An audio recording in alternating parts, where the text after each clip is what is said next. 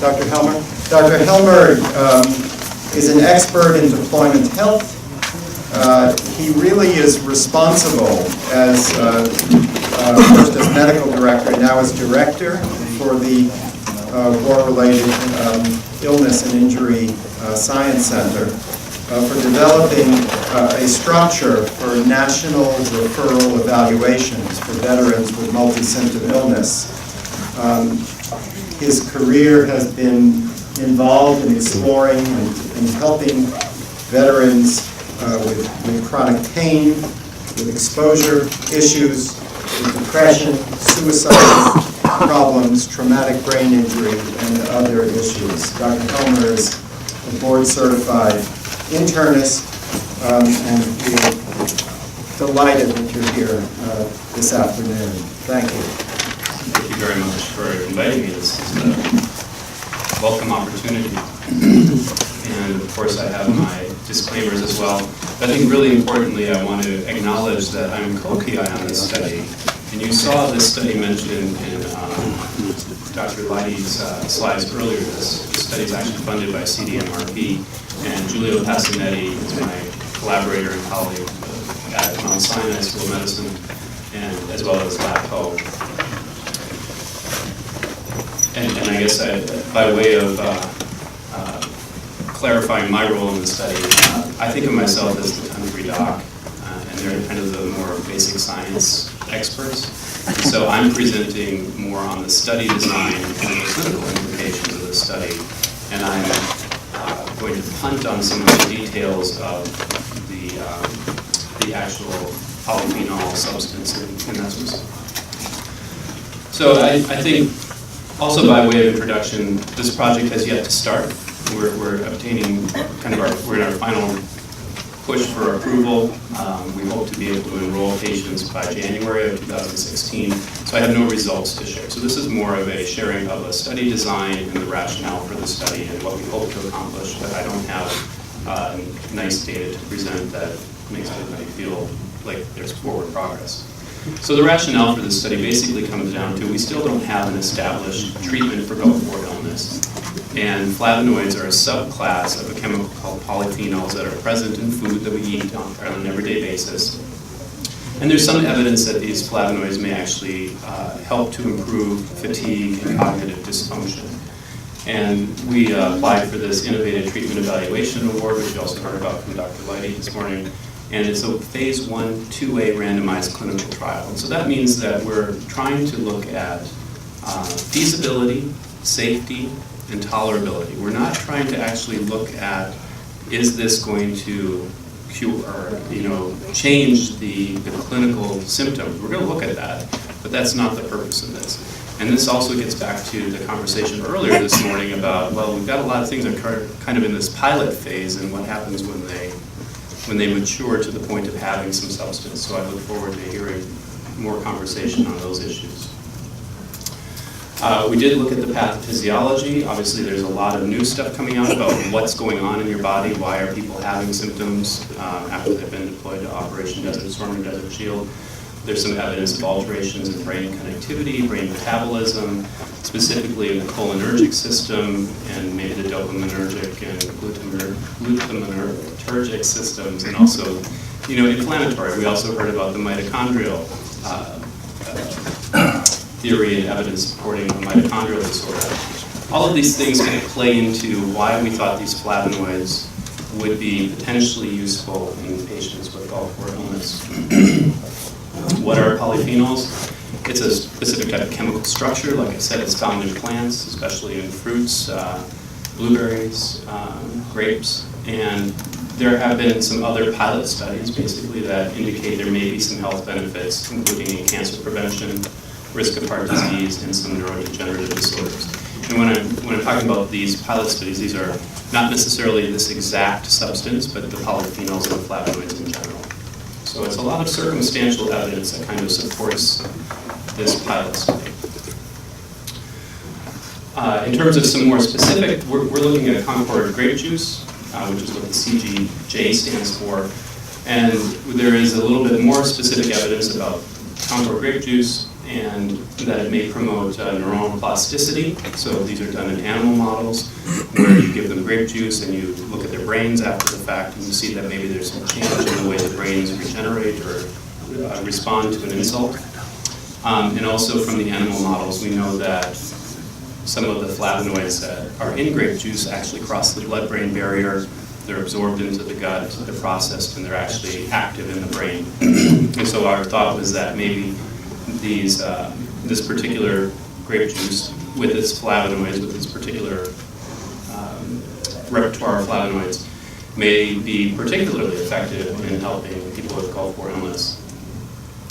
There has been one published study in a kind of relevant population, a population with mild cognitive impairment, and it was a 16-week supplementation with grape juice. And it did have some slight improvement in cognitive function, but also there were some detectable changes in the functional magnetic resonance imaging, the MRI. That was also part of that study.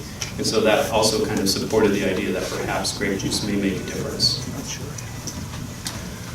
With regard to the fatigue and the inflammation, chocolate, which is also rich in flavonoids, similar to grape juice, has also been seen to improve self-report of fatigue, and that's separate from its caffeine component. When I read the study, I made sure of that. I was like, of course, it's caffeine in chocolate. Everybody's going to have a little boost in energy. And similarly, there's some evidence in humans about anti-inflammatory actions of flavonoids. So like I said, that's all kind of the circumstantial evidence that led us to say, hey, let's try grape juice in Gulf War veterans. Because I tell people, hey, we're looking at grape juice, and they're like, you're kidding me. All I have to do is drink grape juice and it's going to make me better. We'll see. We do know grape juice is relatively safe. You're unlikely, there are some conditions like diabetes where you may not want to drink this much grape juice because it might affect your sugars, but for most healthy people it will be tolerated and safe. And that Krikorian article that I mentioned before had no adverse effects, and there's one other human study that's unpublished that also reports no adverse effects of using these doses of grape juice.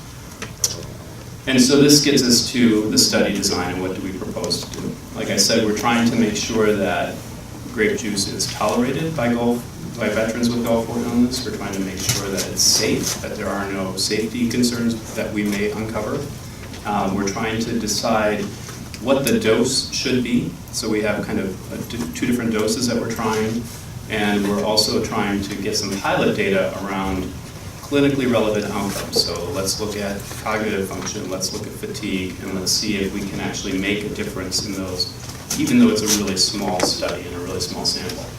So we've got our dose finding phase up to week 6, where we start with a low dose, and then if there are no symptoms, no side effects, then we increase it 2 weeks later, and then no side effects, we increase it again. We get them up to the maximum tolerable dose, and then we plateau at that dose for the remainder of the 24-week period, and then we follow along the way to see whether there is improvement in cognitive function, fatigue, pain, and several other measures of well-being and health. I think I've already said this. Compliance, can you actually drink 16 ounces of grape juice a day? I'm not sure everybody can do that. Safety and tolerance, we're going to be checking every week with a symptom checklist to see if any symptoms get worse or if any new symptoms appear. We're going to be doing some neuropsychological testing at baseline at 12 weeks and at 24 weeks to see whether we can actually use an objective assessment of thinking with cognitive processing. And then we're going to use this Chalder fatigue scale to look at fatigue. And then we're also going to be looking at the plasma flavonoid profiles at baseline 12 weeks and 24 weeks. So that's just to get a sense of are the flavonoids that we think should be getting into the body, at least are they in the blood. We're not doing anything with the fluid around the brain with this study. We are looking specifically at Gulf War veterans, those who deployed to the Persian Gulf Theater between August 90 and August 91. We will be using the Steele definition of Gulf War illness, which, as many of you know, has 6 symptom domains, and then we ask for specific symptoms within those domains. and the symptoms had to become problematic during or shortly after the gulf war. We do have some exclusion criteria. These are more in general terms, but conditions that might interfere with the ability to report symptoms, so we won't be taking people who have dementia, people who are actively psychotic, or people who are actively using substances that might interfere with their ability to report symptoms to us. We're also going to exclude people with conditions that may mimic or obscure symptoms of Gulf War illness. And I was having a conversation earlier with this group over here. And you know, as people age, you start to develop other diseases and other conditions, and so it does become difficult sometimes to tease out, well, what's the symptoms from Gulf War that have been there all along, and what are some of the new symptoms? So we're going to have to be really careful about how we address this exclusionary criteria. I already mentioned the significant current mental health problems, and we are going to also exclude those who already have a high intake of polyphenols. So we don't want to, you know, if you're already drinking 16 ounces of grape juice a day, we're not going to include you in the study because you're already treating yourself. We wouldn't be able to improve on that. We are going to have, this is a small study, it's 30 participants in each arm. One group of 30 will get the grape juice. One group of 30 will get a placebo that looks and tastes, you know, hopefully very similar to real grape juice, but it doesn't have the polyphenols in it. We're using a randomization procedure to make sure that people have an equal chance of being in one group or the other. This sample size was determined based on basically the need for feasibility and pilot data for a larger study, and to answer these questions about the tolerability and safety. But it is actually an adequate power to detect, it's adequately powered to detect a small difference, or actually probably a medium difference in the change in reaction time on one of the neuropsychological tests. So we have some hope that if there is an actual benefit, we may be able to detect that even with a small sample. This schematic is just a timeline of the study participants' activities over the course of the 24 weeks. I think the only thing to really highlight here is that the baseline assessment is fairly extensive. At 12 weeks, we're going to be repeating many of those same measures, and at 24 weeks, we'll repeat them at the final time point of the study. Some of you may be aware of neuropsychological testing batteries. These were the ones that we selected.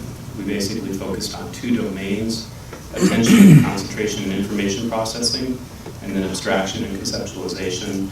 You know, in our review of the literature, these were some of the tests and some of the domains that we felt would be most likely to generate, be sensitive to change, and also we'd be able to repeat the testing at baseline, midpoint, and at the final without a learning effect. And so, once again, this is a pilot attempt to gather some of these data, and we may need to refine these tests in larger studies. A little bit about our data analysis. We're basically looking for an interaction between those who received the grape juice and those who received the placebo, controlling for some of the other potentially confounding factors. And obviously we're going to be summarizing the adverse events or the side effects that people experienced, and as well as summarizing their adherence to taking both the placebo and the grape juice. So let's talk a little bit about impact, because I was fascinated by the conversation earlier about the availability of funding for large clinical trials. So part of the purpose of this study is to create the information that's necessary to do a more definitive study. And earlier this morning we heard about how there are many small studies that may have kind of one-off, 30, 60 people participate. Maybe they even get replicated once in a slightly different population or slightly different sample population. But this information is what we need in order to do a larger, more definitive study. And we're hoping that this pilot study helps us achieve those goals. And then the next step is actually to explore what we call efficacy. Does grape juice actually make a difference in a clinically meaningful way? And there are, in this totality of the polyphenol literature, I think there are relatively few examples of demonstrating efficacy. And so if you're thinking about a dietary supplement that includes polyphenols, this direction of research would have some potential implications beyond Go-4 illness. And as I say here, certainly for Go-4 illness, if we find a hint of efficacy and we can define these other parameters and convince somebody that we should do a larger study, I'm hopeful that we'll be able to move forward with a larger clinical trial. I included some references, and I think that's it. Thank you.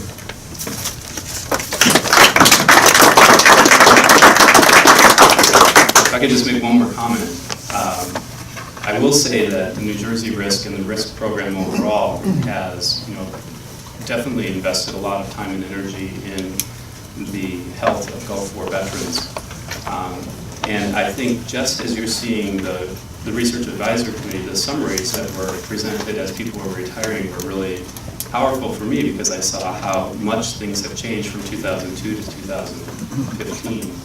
And I think we really are at the cusp of actually offering some hope in terms of interventions that might make a difference. And so our risk portfolio of research is also expanding in these directions. And you heard Drs. Falvo and Wiley talk about their observational studies looking at the pathophysiology, but also talking about, hey, maybe we can actually do some treatment to make a difference. So this is one example. This polyphenol study is an example of a treatment study that we're trying to move forward. Thank you, Joy. Can I ask? Beatrice? Oh yeah, I'm sorry. Maybe Go ahead. what is the process for removing the polyphenols for the control group? Wait, say that again? I may have missed this. I had a small interruption, but what was the process for the control group for removing the polyphenols from the grape? So it's actually, it's going to be a grape juice substitute. There will be no grape juice in it. It's going to be basically artificial flavors.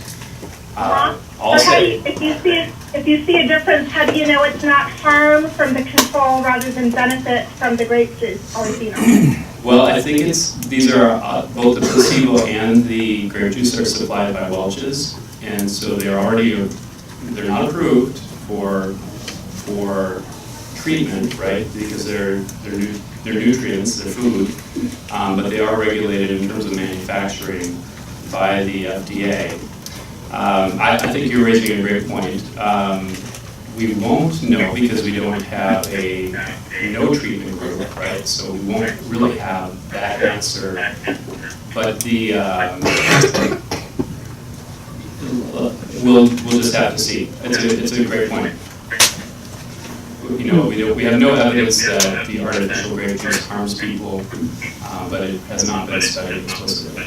Yeah, I will comment that almost every artificial food ingredient that has been studied is an oxidative stressor. And of course, we have the recent experience with trans fats, which for years were declared by the FDA as generally regarded as safe, despite arguably mounting evidence to the contrary, and that designation has finally been withdrawn. So I know you probably don't have the funds to do this, but there are actually meta-analyses of studies that include both a placebo group and a no treatment group that find that in general there is no placebo effect. So they're in a setting like this where it's really hard to know what the effects are of the placebo because there really aren't data to support it. Something like inclusion of a randomized no treatment group might be useful. Given it may be beyond your point for financial capability to include one. Maybe I'll have to ask you if you want to be on our DSMB. No, I think that's an excellent point, and I think certainly as we move forward, we want to make sure that the placebo choice for a large, more definitive study may be considered, again, in terms of what control we use and perhaps an alternative, a third arm. If I can make a comment on your neuropsych battery, I see you using a lot of the NUS tests. The one I would suggest you consider is the continuous performance test, the CPT. We found that it is much more sensitive to Go-4 illness than the simple reaction time test. So whether you add it or take one out, but I would suggest you might want to add it. We've recently done a meta-analysis with all of the neuropsych tests, and that's one of the strongest that comes up. That's great. Yeah, but it's coming. Okay. Drew, so there's a comment in chat from Becky McNeil. Drew, could you please comment on your choice between polyphenol Let's sources ju- such as grape What's versus that? I'm sorry, we're, cocoa or other sources? Hang on one second. couldn't hear, Becky, sorry. Nancy? One quick sec.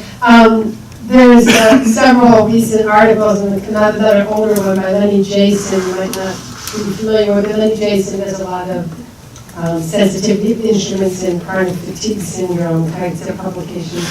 And Chalder is not as, doesn't flesh out as good as several other instruments. You might want to take a look at Jason, just Google Jason Chalder, and you'll find it. It's got a recent one with, I mean, even the SF-36 actually is more sensitive than Chalder. Okay. So you may have that already in your battery. That's part of the battery. Yeah, so you might want to look at that article. It's kind of interesting. Right. That's great. Actually, how do I get out of this this view? Actually, Lucille, I heard most of the question that you said was posted by Becky, but can you repeat it? Is that okay, Yeah. Dr. Hauser? Yeah. Could you please comment on your choice between polyphenol sources such as grape versus tea versus cocoa or other sources? Sure, it's a great question, and I think, wouldn't it be nice if you could give people a menu and have them choose which one they want? Yeah, exactly. Probably have a stronger effect if you get to choose your own policy. It was partly based on just experience, and so my colleagues at Mount Sinai had more experience with grape juice, in particular, kind of around the resveratrol specific polyphenol.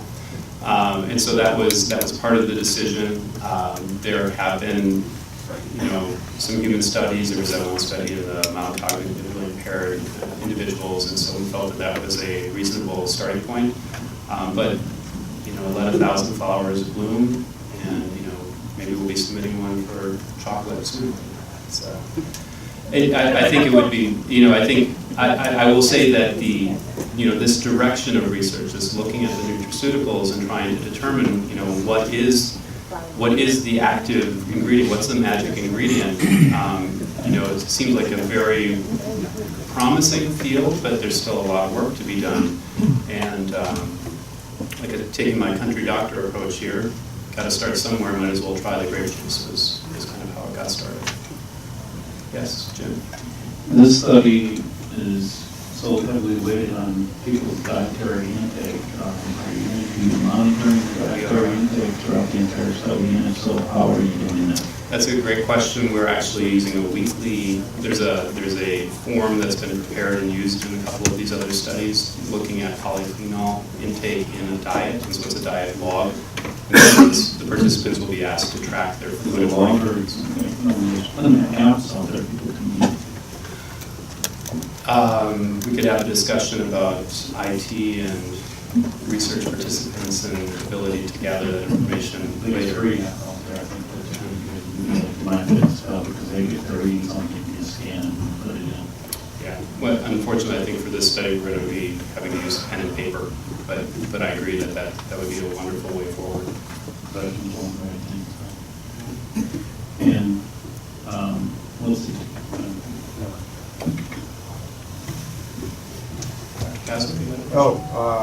I'm just curious, are there medications or other things that interfere with polyphenol activity?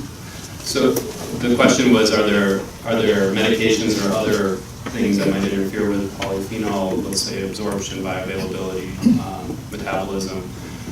Yes, and we could have made this a heck of a lot more complicated. We had a different version that looked at the microbiome and the possibility of kind of gut flora interaction affecting this. I do think with our exclusionary criteria, we do not have medications as an exclusion because I'm not aware of anything that definitively states how a medication would affect the polyphenol level. But we'll have a slightly more homogeneous sample because we'll be excluding some conditions. But it's still very much a pilot study, and there will be a lot of Well, you questions. collect the data on what drugs they're taking, Yes. the obvious stuff. Right. So I think you did say this, and I'm just looking for it now, but you're doing some blood analyses for PK or quantitation? Yes, we're doing a baseline 12 weeks and 24 weeks. Some of the PK/PD stuff has already been done, so we just need to make sure that in this sample that we're getting the bioavailability that we expect, and that the profile of the flavonoids is what we expect. Great, Dr. Hellman, thank you. And thanks to everyone from the East Orange VA for wonderful presentations. And just to let everybody know that the Risk Center has brought some flyers about their studies and what they're doing, so if anybody hasn't taken one already, please feel free to take one. Dr. Kalasinski. Yes, sir. Tee those up. I hope to take less than the allotted time because many of the slides are things we've seen before, so I'll focus on the ones that are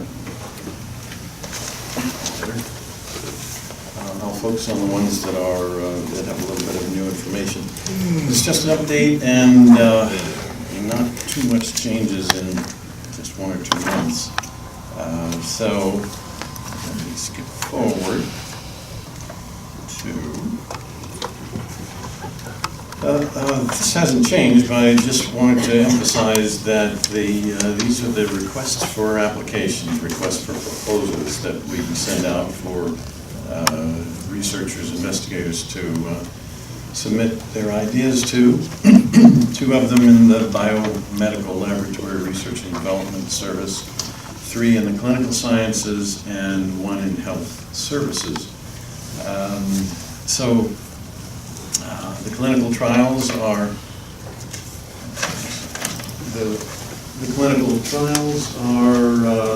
in this arena. We have pilot studies and what we call merit awards for studies involving patients. These in the biomedical lab typically are animal studies of some kind, but they may be cell studies and that sort of thing. Health services is the most recent of the RFAs to see how the provision of treatment at VA centers is actually affecting Gulf War veterans. So there are a couple of notions that have been proposed there. Monitoring whether veterans get the kind of care they need, and so that's an important aspect of what's going on with Gulf War veterans. We have a strategic plan. This hasn't changed. These are the topic areas. And we try to emphasize those as we review the proposals that come in. This one's a little small. And the only difference between this one and this slide and the one that looked a lot like this in June is that we have a better number for the 2015 expenditure, $11.6 million. In June, we simply had an estimate that was a little bit lower than that. Now we're getting very close, within 2 days of the end of the fiscal year. Our budget folks have had to make sure this is accurate.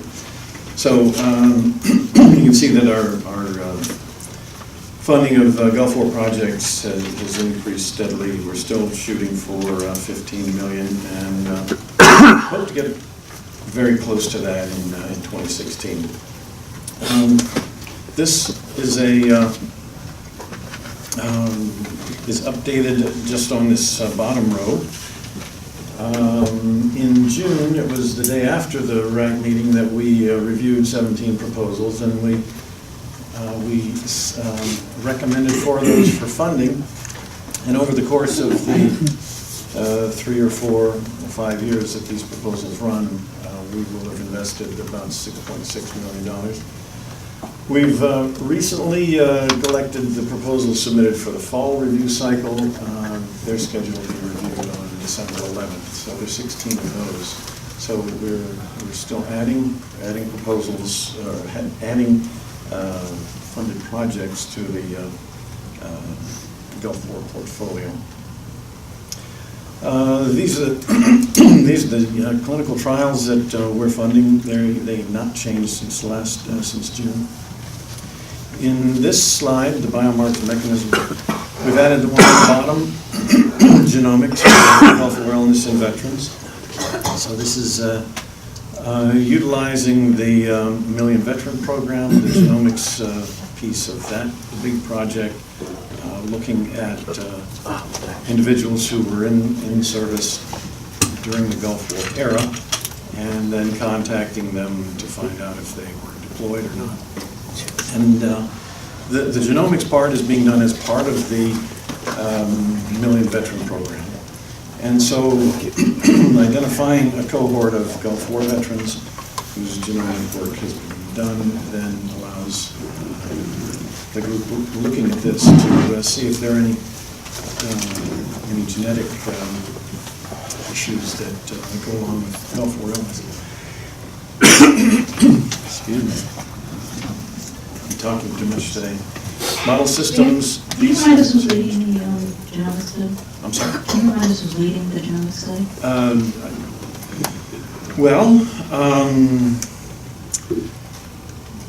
Don Provenzali is working with the MVP folks in Boston and West Haven.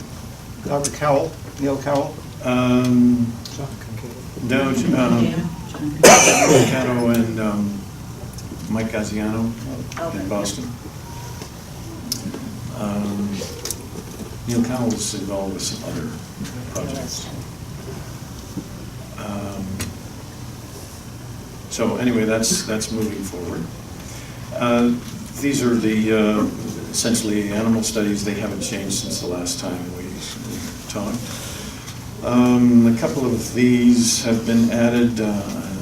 Another study of an integrated medicine technique for treating Gulf War veterans, and study of Gulf War toxicants and neurological dysfunction. Those have been selected for funding. They're in the process of final approvals. As soon as they get approved, we'll have the details on those.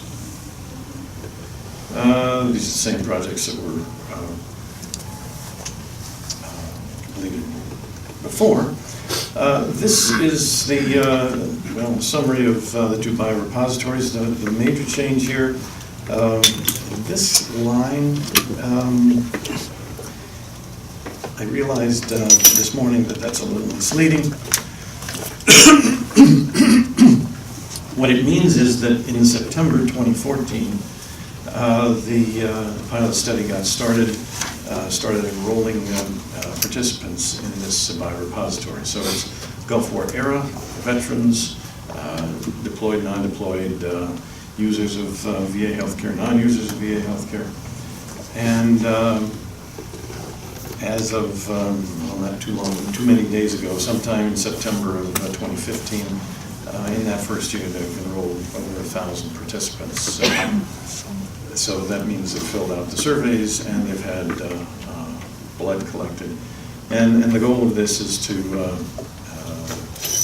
enroll 3,000 and in the process figure out the problems, the bugs in recruiting a cohort of this type with health information and a blood specimen.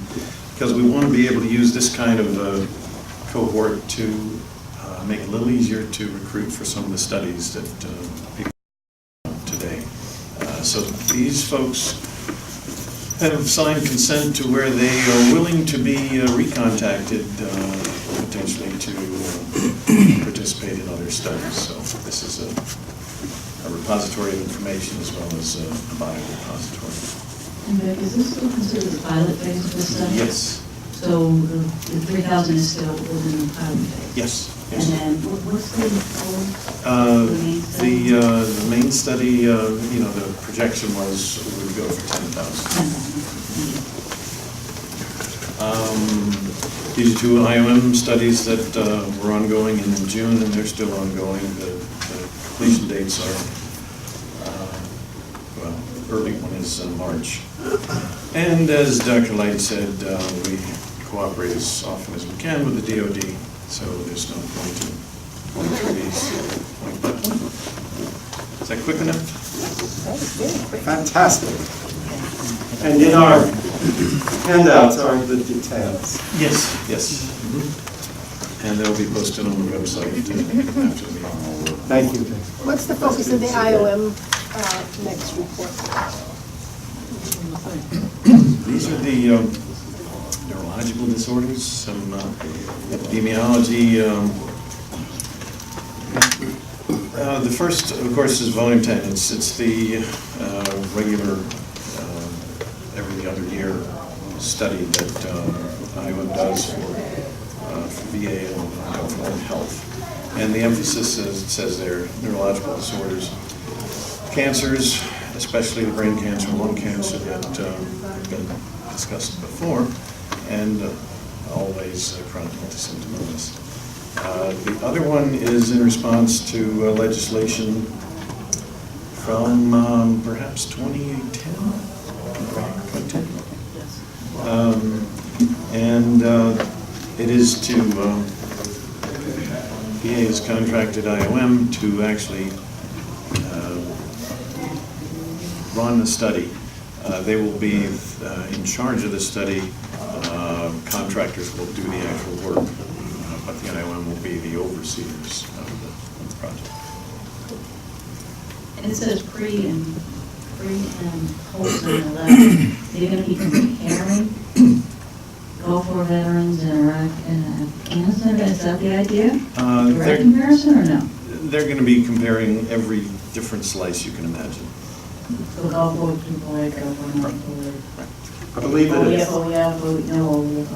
I believe that it's also to review the feasibility of conducting. Yes, it's a two-step process. First, they're looking at feasibility, and they've been, our Office of Public Health has been supplying the IOM panel with the information they request, and then at some point they will decide whether it's feasible or not. If it's feasible, then the contractor will be added to the contract to do the actual work, and then the IOM will review that.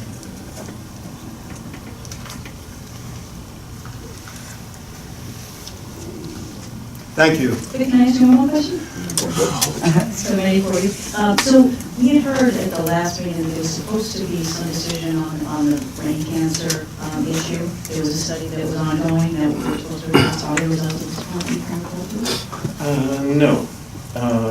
There is a study being conducted within VA, and it's aimed at specifically the brain cancer issue that IOM is looking at, but the Secretary wanted to get an idea of what's out there and what VA, or how the VA sees the evidence that's out there.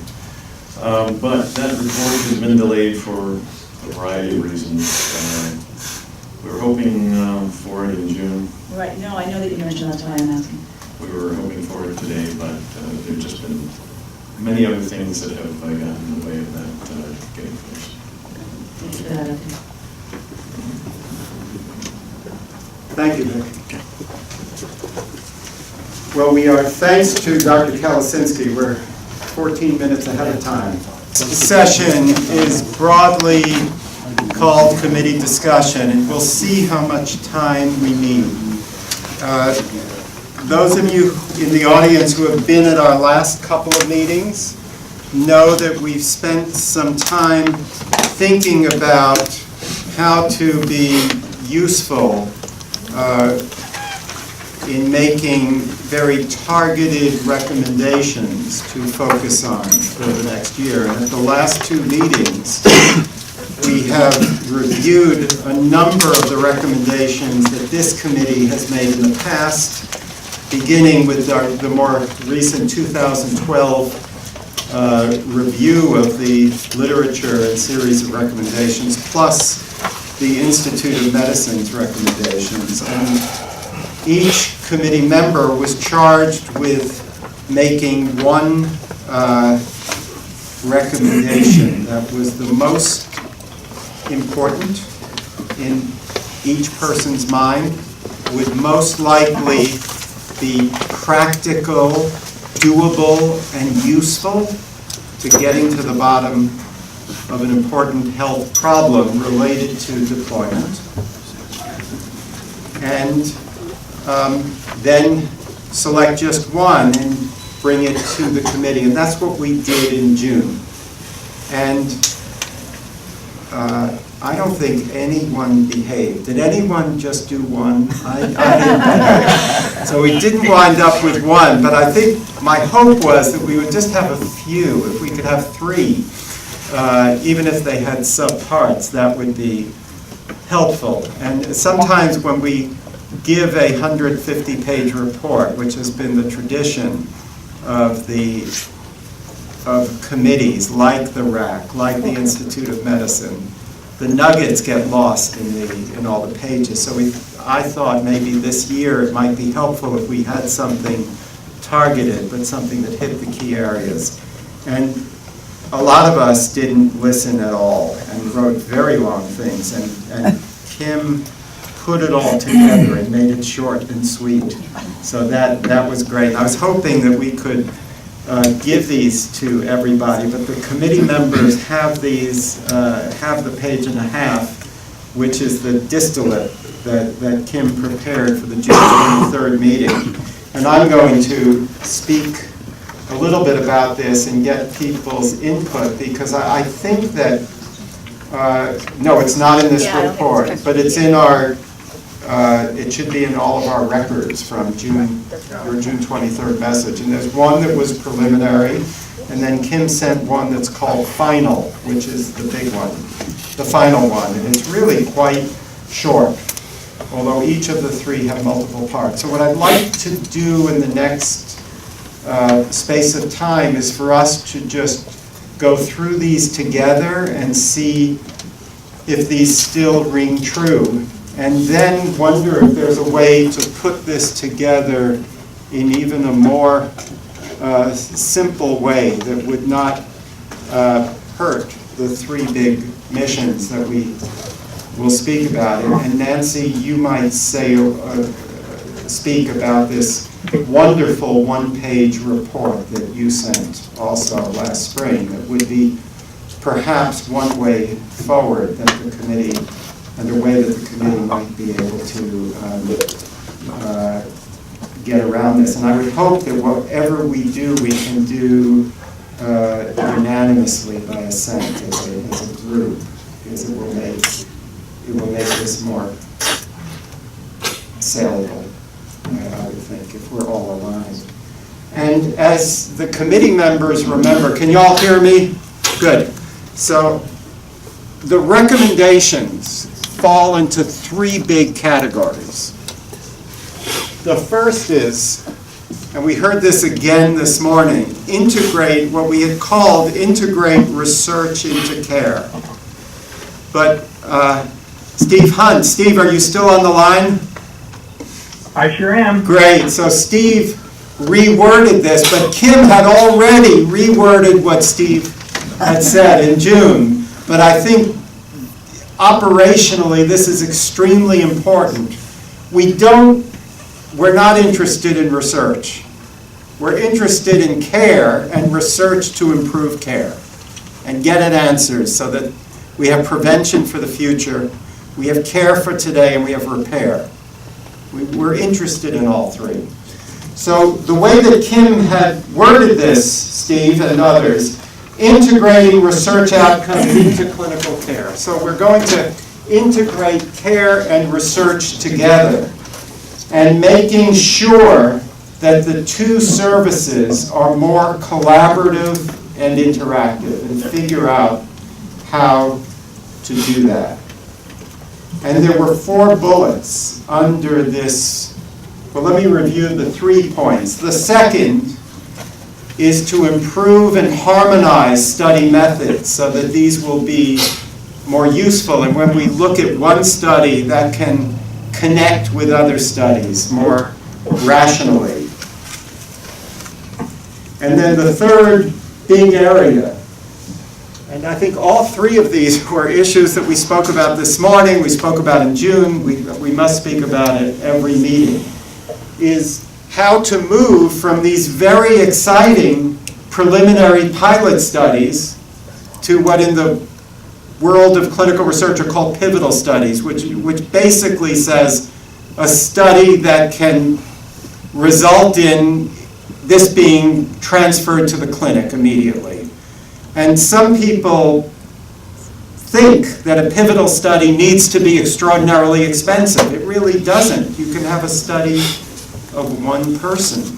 If you cure someone with ALS, you probably just need one or two people to prove that it works. So studies don't necessarily have to cost $1.2 billion, which is the price for a study in a neurologic disease currently in the United States. That's how much it costs industry. It doesn't need to be that expensive in all cases. And then there are some areas, as we spoke about this morning, maybe acupuncture, where we know enough to maybe not require further pivotal studies. Okay. Oh, you can.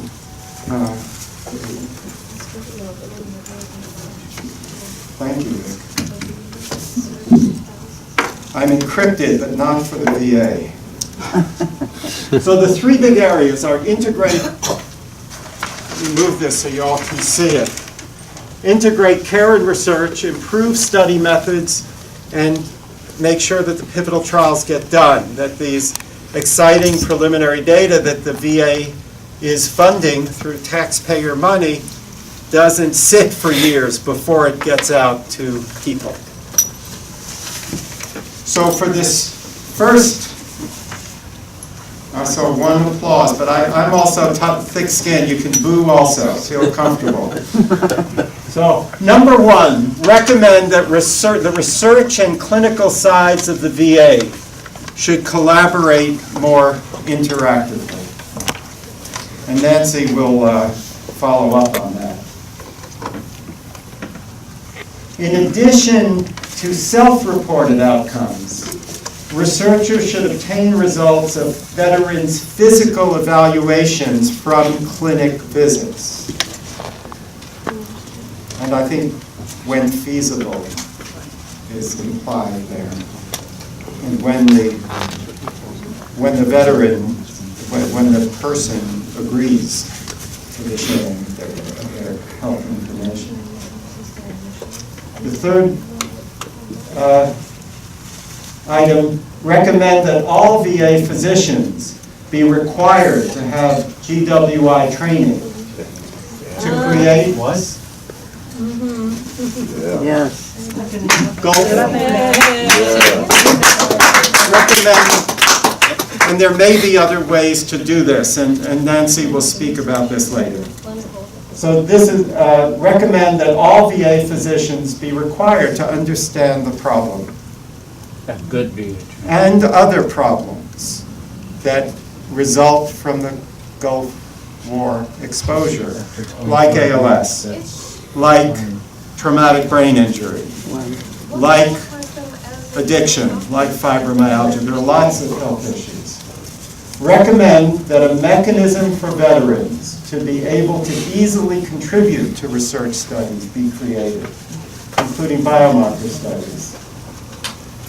And we need better systems to obtain consent, blood collection, and processing done all at once. And whether the consortia are doing that, what we need to do if they're not fully there to make sure that they have the resources to get there, I think would be a related question. And one other suggestion would be that, again, that we're harmonized in terms of the list of items that we are using and the criteria that we're using to define exposure. So the fourth item on the final list is recommended a mechanism for veterans to be able to easily contribute to research studies. The fourth item was the fourth item, and the fifth item disappeared. So, from the final. So let's focus on these four main items. Are there comments that the committee members would like to have? Are there any of these that are problematic that we don't want to propose we go forward?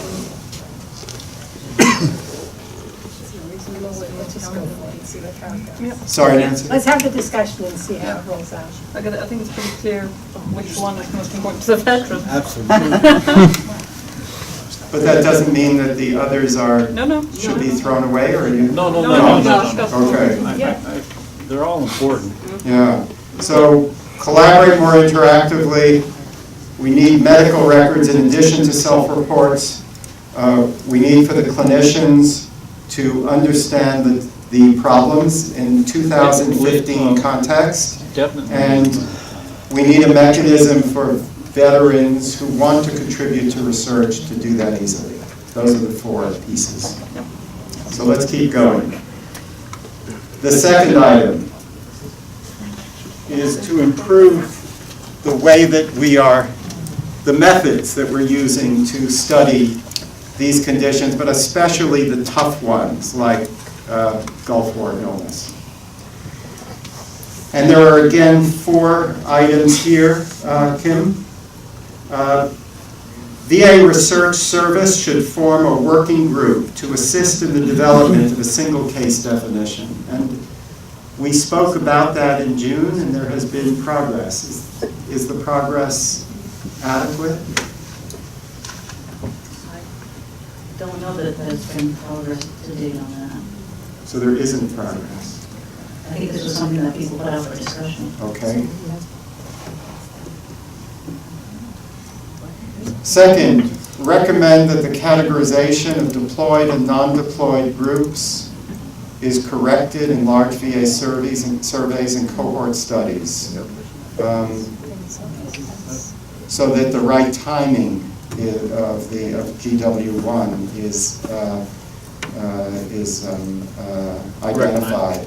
And this was Jim was very passionate about this in June.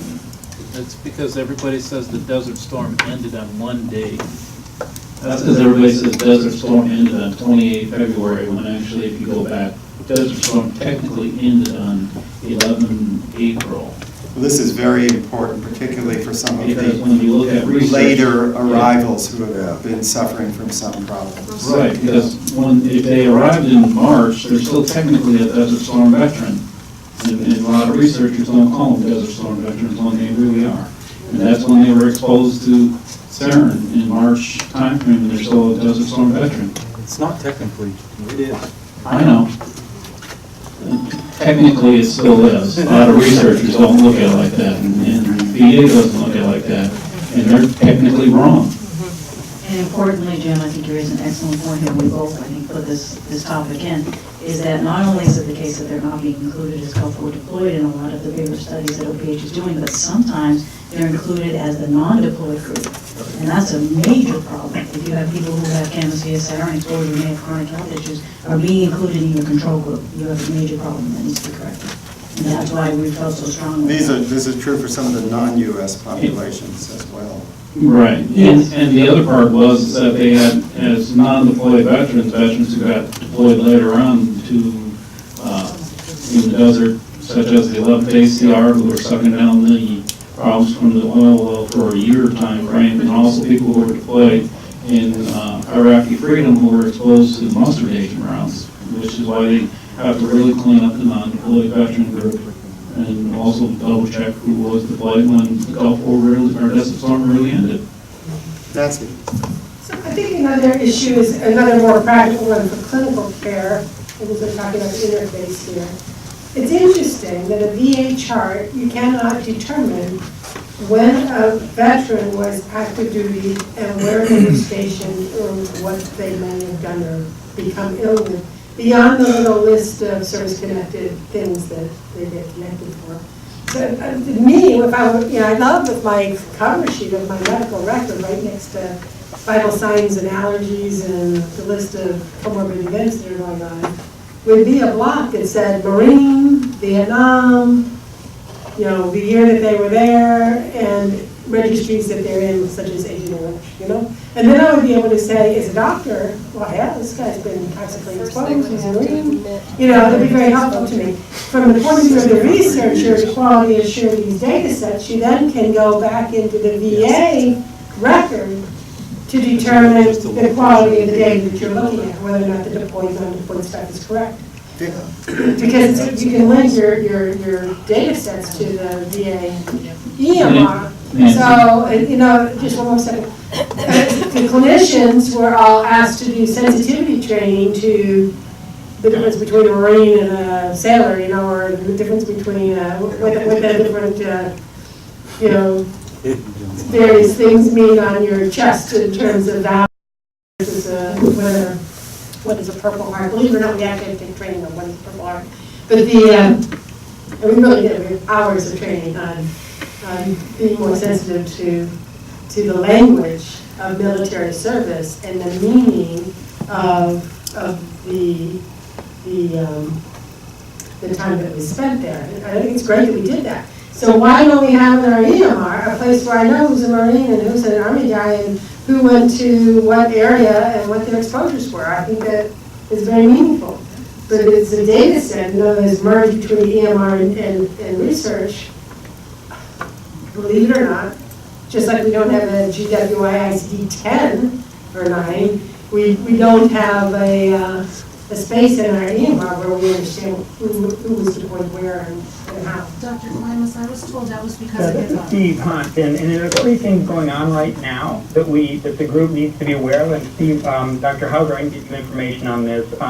One is a military smart form that we just completed. That will be a way of inserting these data on military service, deployment, exposure concerns, and so on into the medical record, such that it can be used both for clinical purposes as well as benefits and rating purposes. It's called Military Smart Form, and Steve, I can get you the information on that.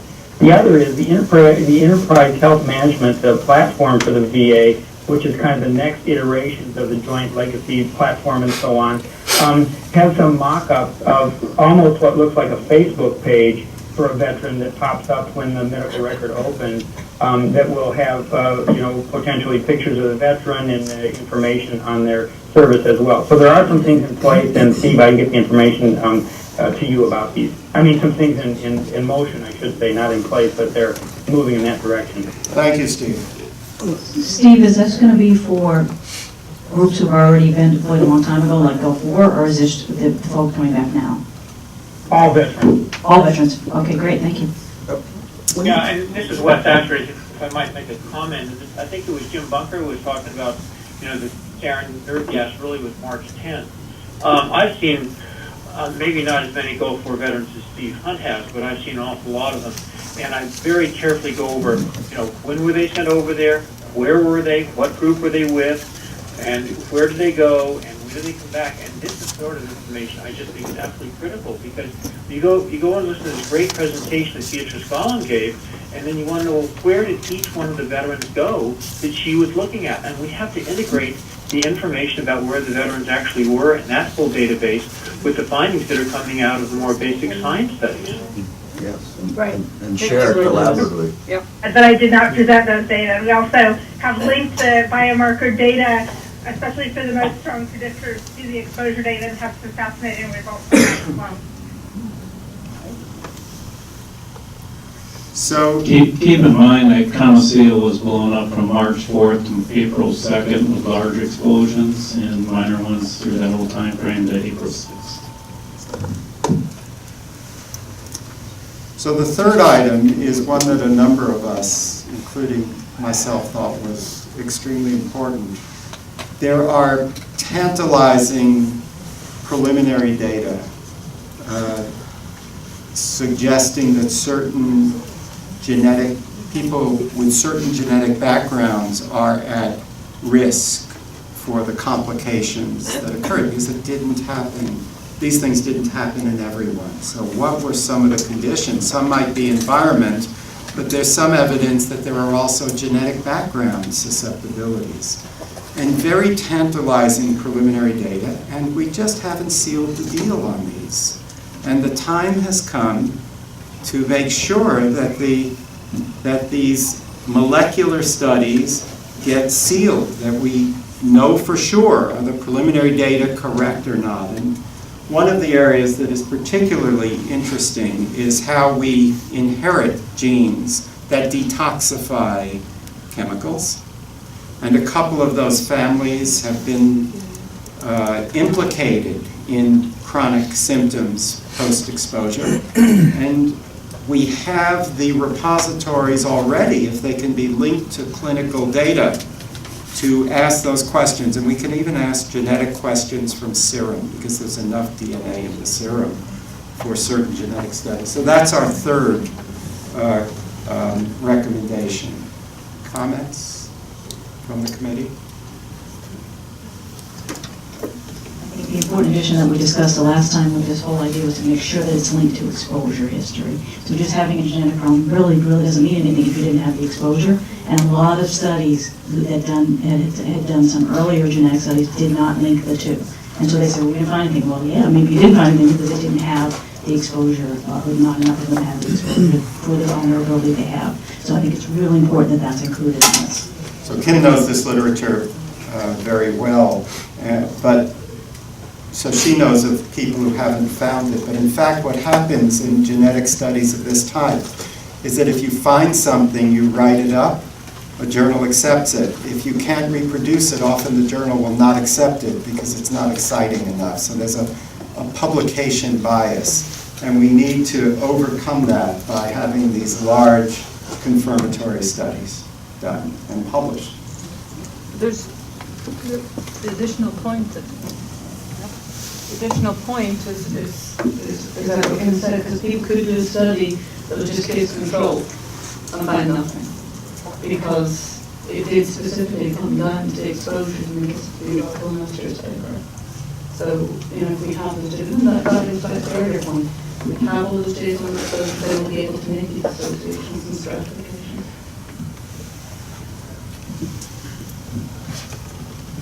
And then the final recommendation in the methods section is to recommend that veterans with the closest proximity to Camisea detonations and the highest risk of sarin exposure and the time, Jim, that they were potentially exposed, that they're followed as a surveillance group. I think another group that should be added to that would be, in the beginning of all this, there was over 17,000 Gulf War veterans in the 93-94 time frame that were clinically looked at and found to have undiagnosed illnesses. And that's what the whole law was based upon back in the 93-94 time frame, that VA has never done any kind of follow-up on. And those two should be looked at, because those veterans, most likely, if they look at their UIC codes, are the closest to any of the exposures. And if you want to look at genetics or anything, those would be the type of veterans you want to draw upon and see, and then look at the genetics, because if you look at the UIC, you can tell where they were in the desert at the time frame, and then make the correlation between exposures and any kind of genetic problem. You also want to look at whether or not what type of illnesses they have now today versus what they had back then. Outside just the Camisea group. So I think that definitely at that time frame, right fresh out of the war, age processing of their illnesses or anything like that, they were already clearly defined by doctor appointment and everything else of having non-diagnosed illness. Those would be the various bunch of people that do research want to get their hands on. Well, clearly some of these health problems will manifest in 93, 94, and some will take longer probably. So ALS is a great example of a cluster that we saw in 93, 94, early on after exposure. And then it hasn't continued, that increased risk, beyond expected. But it may be that other conditions we will see coming later on. So we need to do both. Right, by the end of the 90s, there was 99,000 veterans on the registry, but in the beginning, there was 17,000 that they clearly said was undiagnosed illness. By the end, there was 99,000. There's a number of follow-on clinics these veterans went to. So we need to make sure the secretary relook at some of these veterans and say, hey, what's wrong with these veterans now today, and see how they progress. And that's what we need to make sure the secretary does, the overall feasibility on this. It's not a thing that if you're looking at the veterans, we need to find out what's wrong with these veterans. This is the cohort of sick veterans that were closest to these exposures. Well, actually, I want to make one more comment about the Camisea group.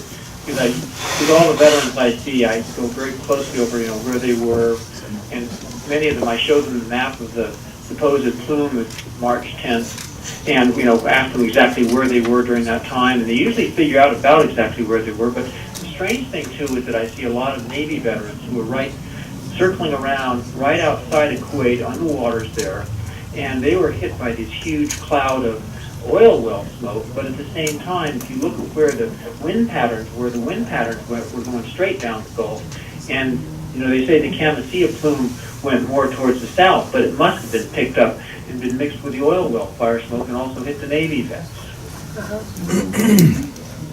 And that's not been well studied at all, Wes, so I think it's a very valid point that you're raising. Actually, I had saga last week that said, I was standing my shift on the ship when a wave of wind came across me. I got very dizzy. I had vertigo. I could barely stand. And I held that shift for the next 2 hours. And then I went and lay down. I woke up 24 hours later. And I thought, and he said, yeah, it was on that day, and he was on the ship, and he was right there. And he wasn't considered an exposed person. I mean, it sounded like a very acute thing to me. It was fascinating. So I said, tap that one in for a serious exposure. So it's Camisea is the only place that we can go. Yeah, well, there's that too. Yes, that's true. Just for this recommendation, one more comment. I think there has been some action in VA to try and fund some researchers who are doing sarin-related studies to do a bigger group. But I think they're doing some expensive advanced neuroimaging, so it's a couple of hundred is my understanding. So I think that's great, that's good progress, but what we're trying to get at here is really studying the whole group. So I think yes, she's doing it over in Palo Alto, and she's looking to bring in more people who are specifically at the Camisea area. Right, and I think that's a good start, but perhaps in tandem with that, a bigger study needs to be done with this group that really needs to be followed for lots of health issues. And I think you raised a good point, Steve, that it may be that they're developing other things we just don't know about, because we haven't studied them systematically, and I think we need to. So I would just make one suggestion for the fourth bullet, that the group, there's a suggestion that the group is at higher risk for brain cancer, but I think we should moderate that because it's not a certainty. Actually, when you look at the subgroup of the people closest to Camisea and the Ottawa small, they're at 2 to 3 times the rate. 2 published papers. Yeah. And 2 papers. But the IOM The IOM said about that. did not conclude that. No, the IOM said as a group as a whole Right. of the entire thing, of all upward void, wasn't, but the people who were up in that area were at an increased rate. I read the IOM paper. Let's move to the third final area, which just has 2 recommendations. It's a fairly straightforward one. Let's get the promising pilot trials developed. First, recommend that the VA conduct a follow-up study to the promising L-carnosine study on IBS symptoms. This could help a lot of people beyond those with GWI. And second, recommend that the VA conduct a follow-up study to the CPAP treatment trial with veterans, 2011 study. But I think in a larger sense, we want to support the development of all promising research. Well, this is a pointed recommendation. Yeah. But we don't want it to be just that. Well, and it's point of recommendation because, I mean, if you don't say, personally, I'm like, if you're not gonna say exactly a point in one, I mean, it's like, the guy's busy up there, we're not gonna say, hey, let's do this one, let's do this one. It's just gonna sit there and draw dust like all the others have done and sat and draw dust. And these are what veterans are asking for. They want to have their IBS cured. They're having problems with CPAC and all that. They want to get that taken care of. It's just like we have year after year after year, we have veterans come up here and they say, I have GERDs, I'm getting GERDs, and all you do is longitudinal study, and longitudinal study, and you say, I have a functional disorder, but nobody says, hey, let's go back after all these years, long longitudinal study on Gulf War veterans and all these other epidemiological studies on Gulf War veterans where we say, you got dyspepsia, and then, but nobody goes back and does a better clinical analysis to see whether or not it's GERDs or a functional disorder. And we need to tell the VA secretary, say, hey, you need to go back and look at these your longitudinal studies and epidemiological studies, see if veterans have a higher rate of GERDs versus functional disorder, structural versus functional disorder. We need to tell them point blank. That's what we need to be telling the secretary. And this is the one secretary who probably actually go over and tell OPH to do the study. Not just him hauling around and say, let's do a whole bunch of these studies. We should follow up on these studies. You guys tell him straight point blank. He's a busy man. That's what I told before, and that's what I'm telling you now. Point blank. Follow up on this study. Point blank, follow up on this study. And that's what we need to tell him. And you're hearing these veterans in the back saying the same thing. Yeah, that's what you need to be doing. I honestly think the bigger thing that we could, as a research advisory committee, do is recommend an improved, more rapid response and a structured system to deploy these things. And that we certainly can, and I think we should recommend, because these are just two such studies, and we have the Q10 study program we have. You've been addressing these studies time and time again, and nothing's been done. By the time we sit here and we put down, this is a good study, follow up on it, please. But please understand that that is, that you can't, who's that that's interrupting? Because give me a moment. So if you would recall that this is an investigator-initiated system, and there's nothing that Vic here can do to create a study if an investigator doesn't come forward and do it. So we have to think this through. So when I say let's create a structure, if we have a structure of coordinated investigators that are a clinical trials group, then they can initiate, take turns being PIs or whatever is required, but you can have sitting in place. So when we mention this, it's just not going to Vic or to Tim to try to create, because they don't have the structure to do it, short of making phone calls and encouraging people to apply. We're an advisory committee to the secretary. We're sitting here giving recommendations to the secretary. We're saying, secretary, here's a good pilot study out here that we think is worthwhile for the VA to pursue. I agree. That's what we're here for. In the CDMRP system. This isn't the CDMRP. I'm using it as an example. There's a precedent there where they have a new type of award, which is an expansion award, where investigators who have previously been funded for their basic research are specifically invited to put in another submission to expand upon their previously successful research. Which I think is absolutely top-notch idea, because one of the things that happens, which is what we're doing here, work gets done and it doesn't get followed up on. So we can do something similar and something specifically targeted for pilot clinical trials where if they have a positive outcome or a positive signal that there is a specific mechanism for a follow-up on that through the VA. I love that idea. That's a great idea. But we're sitting very here- well CMRP. That's very nice. We're- I think we're- you pick a mechanism. we're making a report- Specifically, yes, absolutely.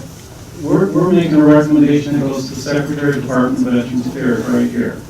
We're not the CDM, and this report goes to the Secretary. The Secretary is going to read this and say, hey, can we do this? That's what we're doing here. Veteran wants to have something that goes to hand. We're not going to say, hey, we should be following up on all kinds of good studies. Make the recommendation. That's what we're asking for. This isn't the CDM. maybe I'm wrong, but if we're not making a pointed recommendation to follow up on these types of pilot studies, why are we here making recommendations then? That's exactly what we're doing right now. It's the whole point of this discussion. So, I mean, rather than let's be proactive and be constructive and think of ways to be helpful. Because these are very constructive, two different constructive ideas are on the table right now that could both be done. One is using the CDMRP example, which is an excellent example. I actually love getting a letter from the CDMRP saying, hey, we funded you for something that you said would get to clinical trial if successful. You're done with that study. Where's the clinical trial? And I said, what? So you've gotten that letter? Absolutely. That's great. And I got the clinical trial. Followed it up, submitted an application that was very inviting to a group of investigators to say only the people who've been funded before are available for this pot. And you got a pretty good shot at this, maybe 50-50, which is a lot better than 1 in 10 or 1 in 20. So you're like, yeah, that's a carrot. I'll go for it. And they had a fantastic response. I think they got nearly everyone back in with an application, very close to the whole pot. And then and they funded a lot of them. It was on this morning's slides, but it was a lot. And why do you think they had this huge pilot portfolio? It's because they've really been working it to get that portfolio.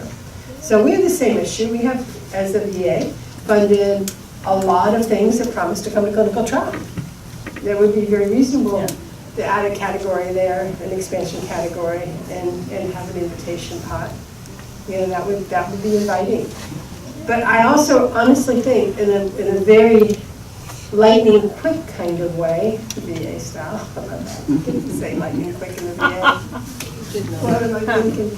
But to have an established group of collaborative people who are ready to jump on it. When this group says, where's our CPAP study? Vix turns to the collaborative trials group and says, priority CPAP study. Let's get something out there. We can get it out for peer review in no time. And that would be great. The other thing that we can do then is clinical trials. But these are the things you do automatically. Here are our outcome variables. It's on the web-based platform. Did you know that we have RedCap up on the intranet, not the internet, darn, but the intranet. So we can put up on the RedCap platform our basic assessment platform for clinical trials. We can agree as a clinical trials group what that should look like and what our primary and secondary outcome variables should be in various settings of clinical trial. To be adapted, of course, by the drug that's under study. But there you've got a walk right in templated study ready to go. Let's do that. We can do that. We can do that. We've got the right people already to do that. If you're agreeing on your methods, you don't have apples and oranges when you're trying to compare results later, which is a big problem right now in the field. So that's a very good point. Yeah. And it's not our job to disrupt peer review. It's not, but we can have it all ready and say, here's the platform. Now, here's, you guys, write a study. Here's the peer review for that study. Exactly. And you got the platform. I mean, that's just calling a meeting of clinical investigators together and asking them to collaborate, work out what the platform should be.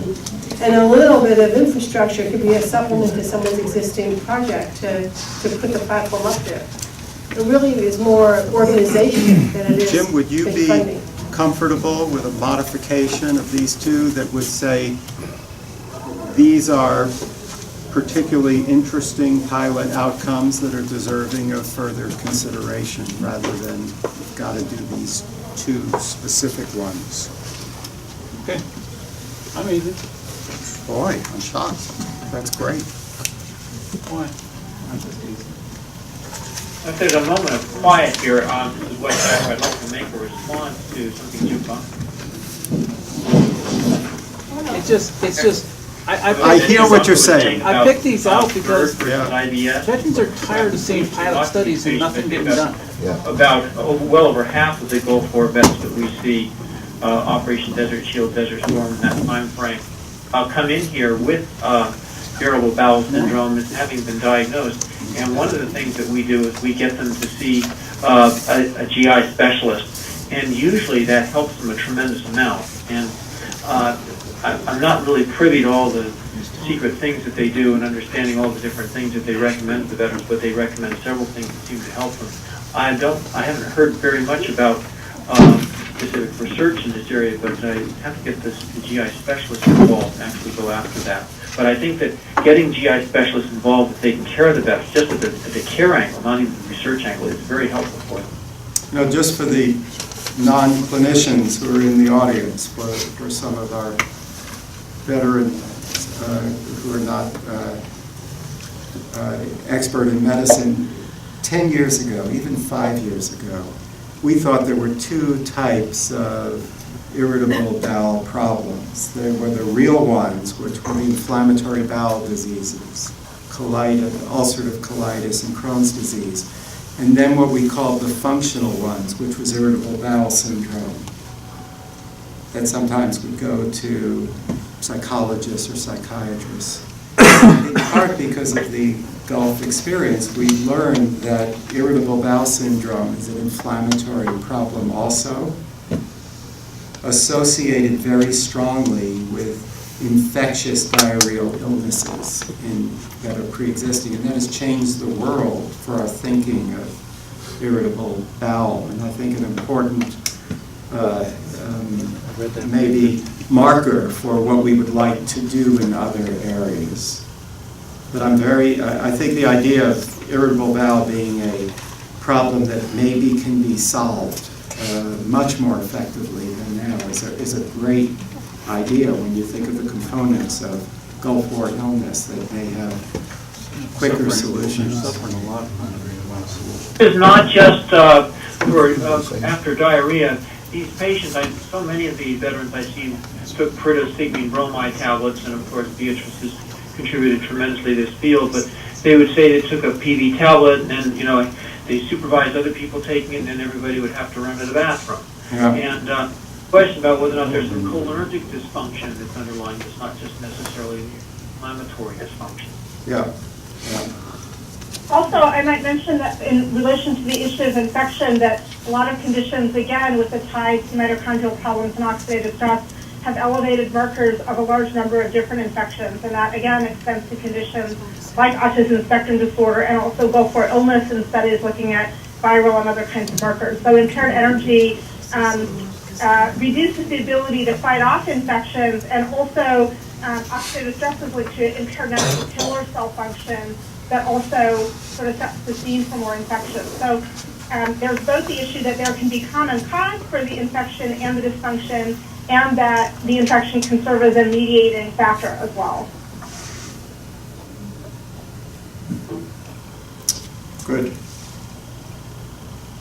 The other discussion that we've had during our last two meetings, and have wondered how or if to bring this into our report this year, was an idea that was championed by Nancy and Kim and others.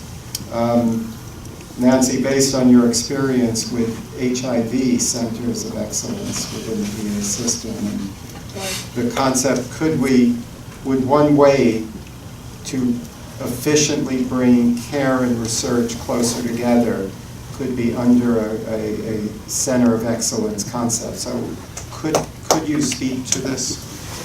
Yes, I think so. And in a sense, the risks are sort of like this, except that they're not charged with continuing care. They're doing evaluations and giving advice during usually a single assessment. So, but they are centers of excellence, and because the risks were created, you see a great deal of research coming from the risks. It had both a care and a research component. So beyond our AIDS experience within the VA system, or HIV experience, the risks are also an interesting model. So the question, and now of course we have the PAC model of care, which is a team approach, and it's conceptually a very strong concept.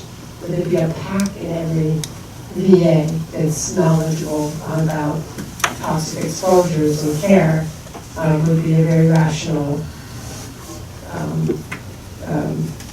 recommendation to make. So But I think that from a research advisory committee perspective, that we have the potential to advise the secretary to put into place a set number of regional centers, and the financial strength of that might be an inducement to a center to want to be that particular place by saying we will offset the cost of part of your personnel for the research for part of their performance. If you will, match it on the clinical side to perform the clinical parts of the job. So in essence, you double your money with a sort of a match kind of proposal.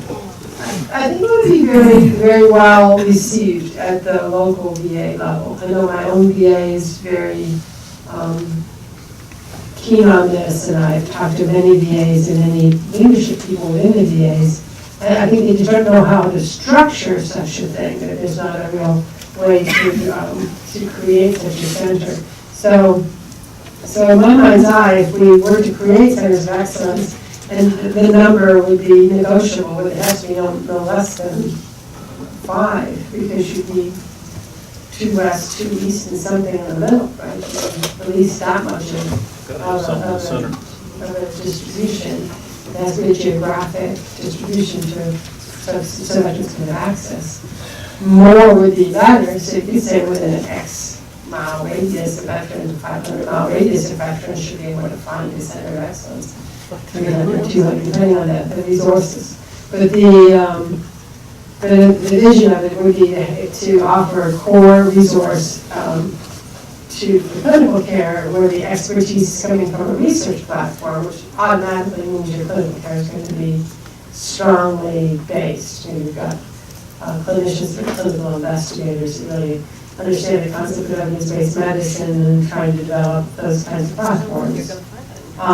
And you would have a multidisciplinary group identified at each center, because this is definitely not care that can be given by a single specialist. But that gives you a multidisciplinary clinical research team when you do that kind of approach. Whether it's, I know my VA is using an example, we have very traditional things that are available, and we have very complementary things available. So we have ways like an acupuncture clinic in my VA, so I could engage that group in developing an evidence base in their routine care, and be able to help support that with a research platform that would make it easy for them to do such a thing. So, the bigger vision is how would we operationalize something like this? And I would suggest we operationalize it by suggesting that we create several salary lines that would go to each of these centers with the concept that they're matched at the local center to broaden the clinical team. And then you get a base of a set amount, and then what we support them with is an analytic computational research structure, those key data.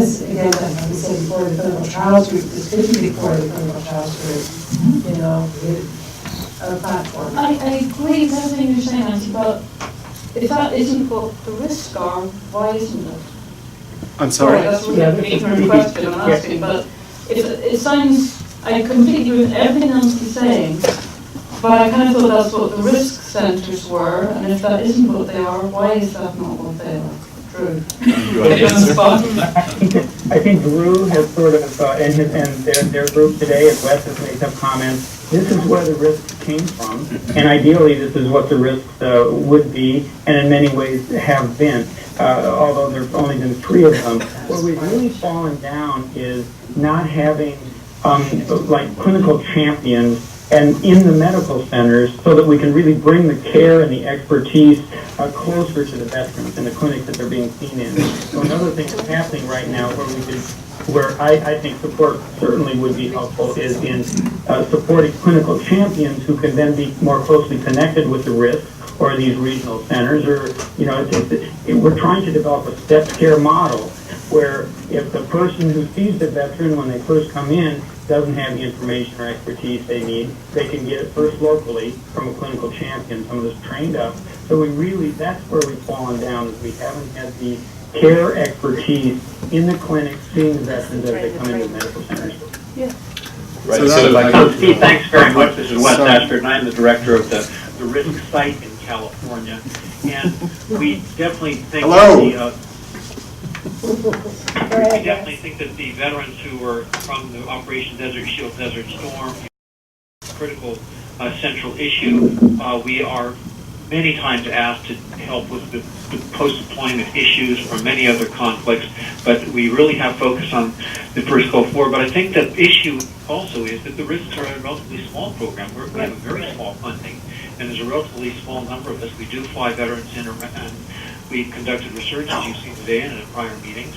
I think that we would certainly like to work more closely with you and for you to help us with the concept that you're talking about in terms of how can we branch out to get either other risk sites, either as satellites or as clinical champions. We certainly work closely with Steve Hunt. We think the things that he's doing is great, but we would like to see his operation strengthened also, and to give us something really to work with in the community. We really feel like one of the big deficits is we just don't have the capacity to follow up our veterans, and, see what happens over time, and then even get involved in long-term clinical trials and see, some veterans get certain treatments, how do they do over time with those treatments? And there needs to be more computerization, and we need the Gulf War registry issue is something that we're really trying to work with Lauren Erickson to expand some of the other registries so we can get a better registry, so we get a better sort of complete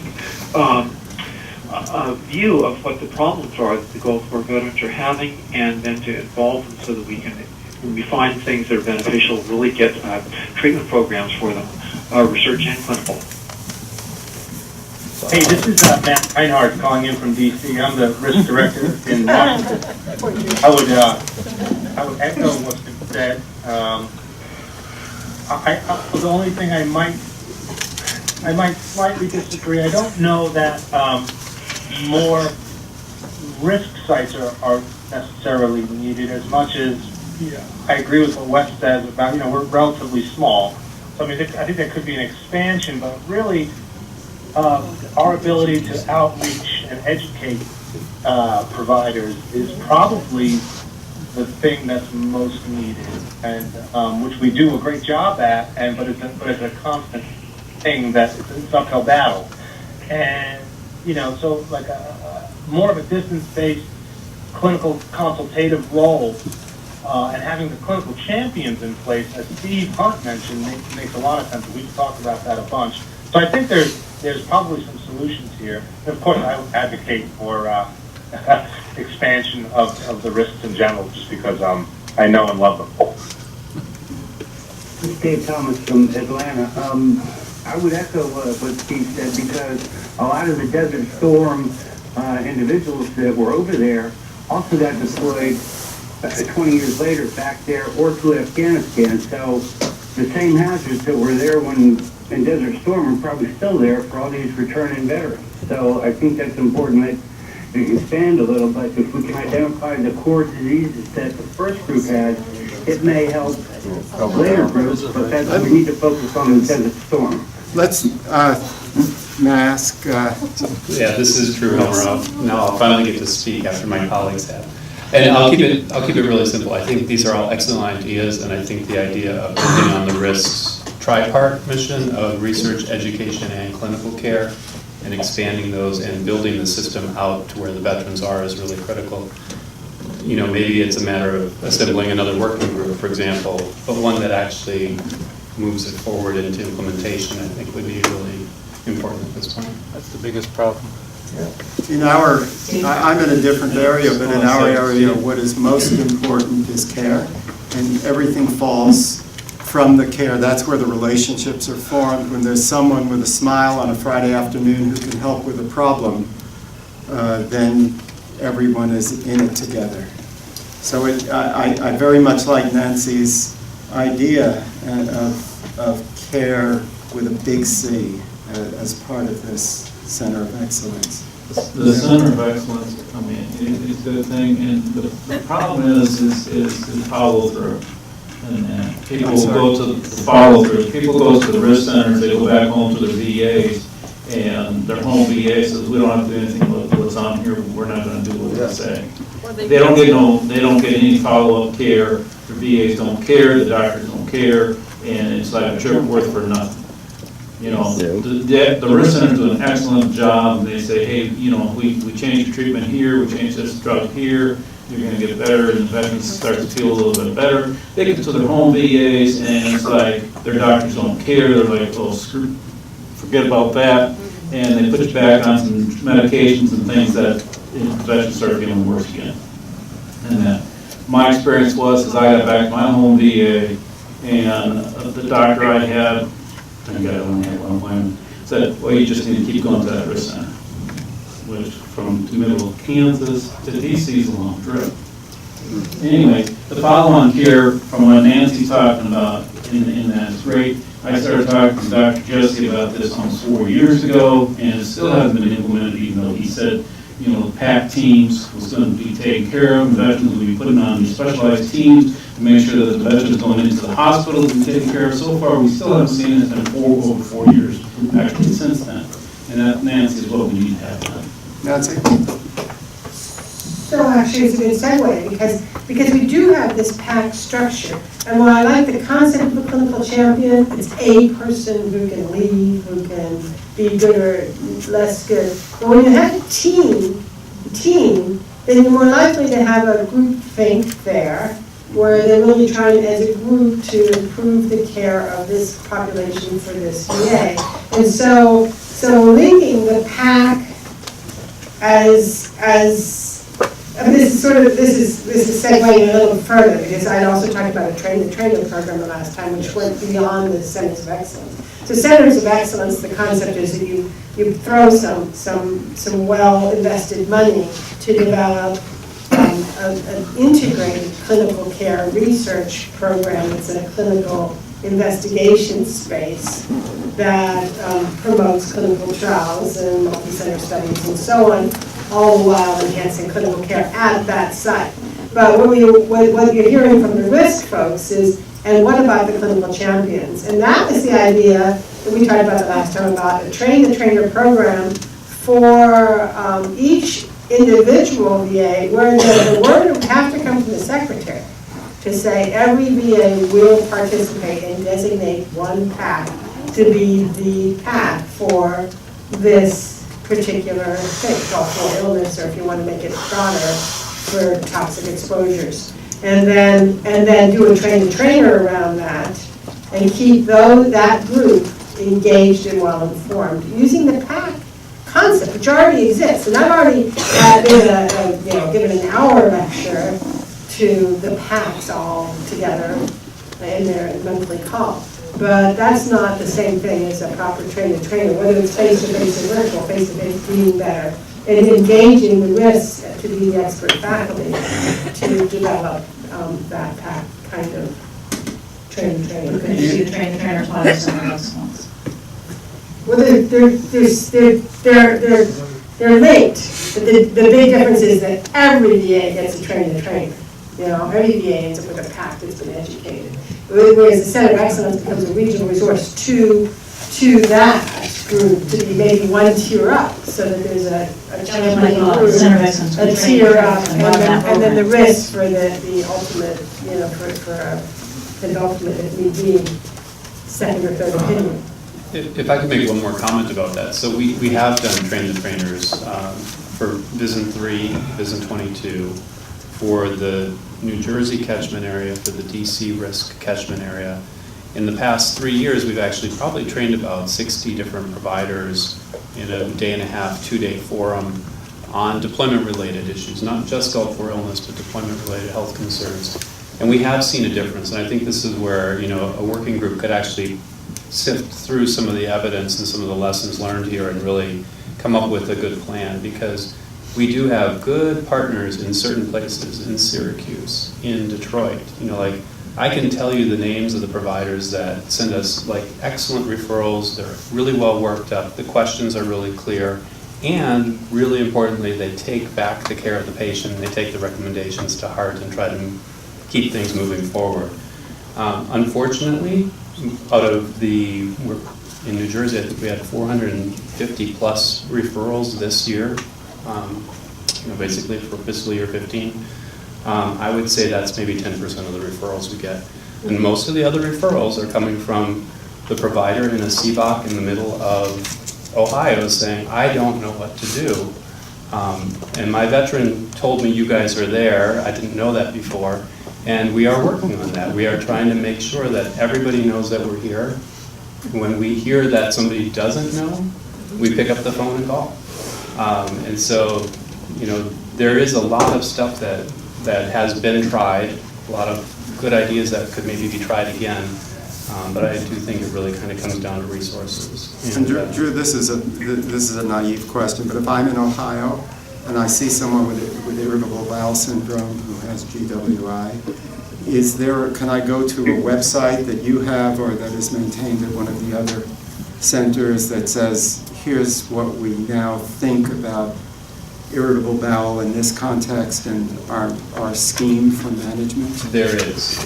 It's not perfect, but there is a lot of information, and there are links to other sites, including like the Office of Public Health, Exposure app, and other resources like that for providers and also for patients. So start with this. If this doesn't work, move to this. Right. Well, and send us the consult. We're happy to kind of do a review of the case and make specific recommendations for that patient. Do you need to see the patient without seeing them?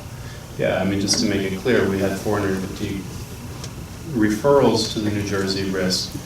I believe our final number was we will have seen 75 people in person, but we will have completed this e-consult on almost everybody else, which is a chart review and personalized recommendations based on the evidence to the best of our ability, but also based on the medical records and the information submitted on the patient.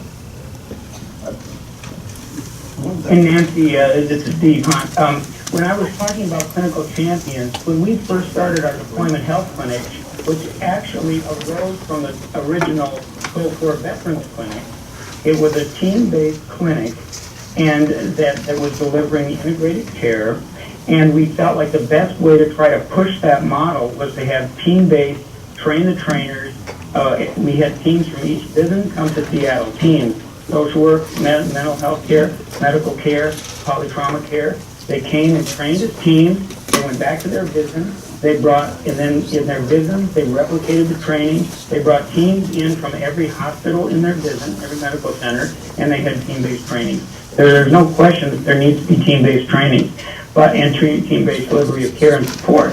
But what Drew was just saying was, if we don't have someone nearby that is a kind of an expert that can say, oh yes, here's what's going on with the Go For veteran, here's what you can do to help them, here's some management suggestions, here's some links, here's some how to get them their benefits and so on. If you don't have that person nearby, then someone will be calling the RAC for that information. So we're trying to create a step-based, stepped care model so that the basic, everybody in the VA knows enough about Go For veterans to not look like they're dumbstruck when a... Not even a little bit. Okay, not even a little bit. No, At least they're able to say, you know something, here's someone that can help us out. Let me text them right now.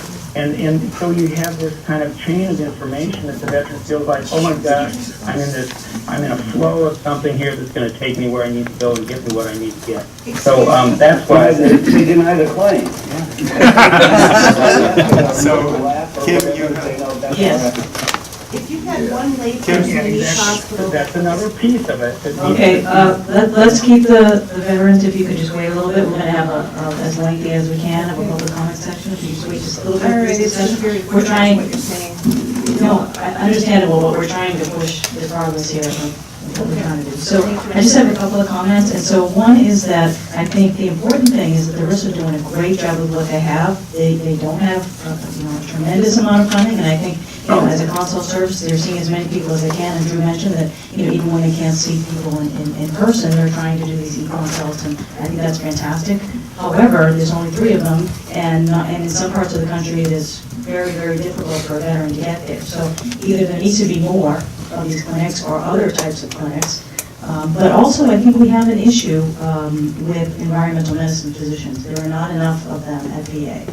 When I was at the VA in the early 1990s, we had environmental hazard centers. And there was one in Boston that I trained at, and we had a very close affiliation with our university affiliates, and we were able to have these, and there were 5 across the country at that time, and they were extremely helpful. RISC is something like that, but it was a little bit of a different model, and it was very much working with the environmental medicine physicians and building it in our research. And I think something like that needs to happen again, particularly now that we're at a place with the research that we know what some of these exposures do. We were really not there at all then, and so I think this is something that really needs to be reconsidered. Whether they're their own centers again, environmental hazard center, or something that the RIS builds in, and there are more of them. This needs to happen, and needs to happen sooner, so that not only Gulf War veterans, but other veterans that the RIS is servicing, OAF, OEF, will have all these types of exposures are getting the care that they need. But also, I think it also then needs to be, if this is still going to be a consult service, then you need to figure out how do we get these to the clinic, the clinician that's actually treating these people on a regular basis. How do you do these clinical champions? And I think Nancy's right. I think the train-the-trainer model or something like that is what we need to build in. So I see this as a 2-part issue that really needs to be addressed. The other huge advantage of this type of model is that it makes everyone's work happier, and it inspires others, especially young people, to join. That's exactly right. When I came in, I was a graduate student working in the Boston Environmental Hazard Center, and I thought this was the greatest thing I'd ever seen. Here are these environmental medicine physicians working with the care providers, doing consult services, but also caring for the veterans at the same time with what little we knew then. And so, I would like to see that model again, because it would bring out a lot more investigators to this group, which is really what we need to happen. So let me propose, how would people react to the concept that we move forward with the Center of Excellence model, and maybe that we could tweak this to emphasize the risk centers more, and that is a model for building a Center of Excellence concept, the critical importance of clinician champions, and the train-the-trainer model to figure out how to get this out there. The e-consult model, it's amazing. I'm surprised that there were only 400 last year. That was just New Jersey. I don't know the numbers. But that's a fantastic model. As Jim says, only if the recommendations actually are used. Yeah. The only way the recommendations are going to get used is if the secretary. I'm sorry? Yes. That was, we got about 150, less than that, but it was the 450 was just for New Jersey. Yes. And that's e-consults or consults? It's all referrals. They're consults, and then we can't see that many patients. We take the ones that we think would most benefit from coming to actually see us. At this point, I'd say we're quite overwhelmed with everything as one of the issues we're dealing with within the Office of Public Health, because we just can't see, with our very, very limited budget, we have two clinicians seeing patients with a backup staff. Can't see, 10 patients a week. This is Matt Reinhardt again. I think the e-consult format is really, really good, and we very much transitioned into that, really thinking that is a major part of our business here, because we can really sort of take the time to look through a veteran's medical records and see what's done and what hasn't been done and what needs to be done, and write a pretty good consultation back to the provider that they will get, back in CPRS. Have any of the 3 centers used telemedicine with patients? Yeah. New Jersey has, Drew? Yeah, we've had a couple of specific telemedicine programs, including a chronic pain management program and a cognitive behavioral therapy for insomnia. We're also using it as part of a clinical trial for problem-solving therapy, which is a cognitive rehabilitation approach. And some of those, and we also have follow-ups from our social workers to help facilitate the handoff, which is delivered by telephone, and then we also have some nurse coaching that we offer to patients through our program. Well, I'm not a risk, but I'll say that I had much better success. I use telemedicine within my vision to care for people, and I insist that their referring physician be in the room at the time of the consult. And that way I get the handoff. Well, so we have not, so our e-consults are a response through the medical record. They're not a verbal. This is the tele ones. Right, so I would love to see that. So you get your face-to-face ones were followed up with a telehealth. They're, and your next visit will be with your primary care doc, and I'll be in the room with you by way of telehealth. Right. That would be really. We did a pilot scan echo that was just a pilot, and we're hoping to launch a scan echo program in the future that would include definitely the provider who referred the patient to us in the conversation about the case, and then we could do 2 of those with a certain regularity. And we've talked about having the patient in the conversation as well, so that we could try to really make it count and make sure that it gets implemented. But that's still in the works.